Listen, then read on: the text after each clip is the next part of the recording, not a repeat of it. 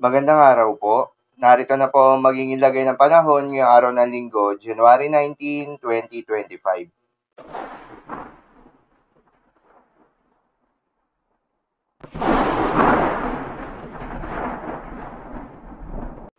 Sa kasalukuyan na tayong sa pag-asa, Northeast monsoon o hanging amihan ng patuloy na nakakaapekto sa malaking bahagi ng Luzon.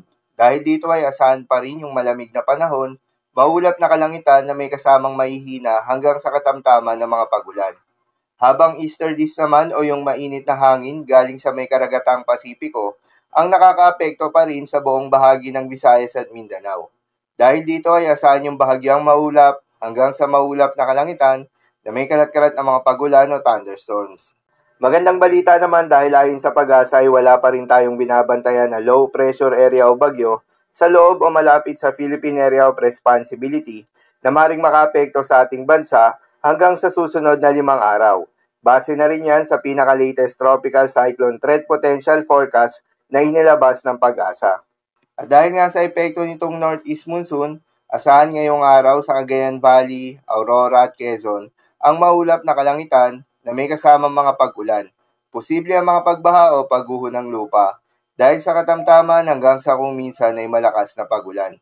Habang sa Metro Manila at nalalabing bahagi pa ng Luzon ay asahan naman yung bahagyang maulap hanggang sa maulap na kalangitan na may kalat-kalat na mga mahihinang pag-ulan. Dulot pa rin yan ng Northeast Monsoon. At sa nalalabing bahagi pa nga ng ating bansa ay asahan naman yung bahagyang maulap hanggang sa maulap na kalangitan na may kalat-kalat na mga pagulan o thunderstorms. Dulot naman yan ng easterlies. Posible rin ang mga pagbaha o pagguho ng lupa during severe thunderstorms. Madalas nabobo ang mga thunderstorms na ito tuwing hapon o gabi na nagtatagal ng 1 hanggang 2 oras. Kaya naman ingat sa mga posibleng banta ng pagbaha at pagguho ng lupa.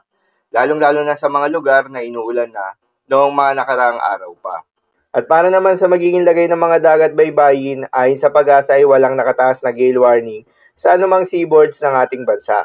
Ngunit iba yung pag-iingat pa rin sa mga papalaot ng mga kababayan nating mangingisda at yung may mga maliliit na sasakyan pandagat lalo na sa may northern at eastern seaboards ng Luzon.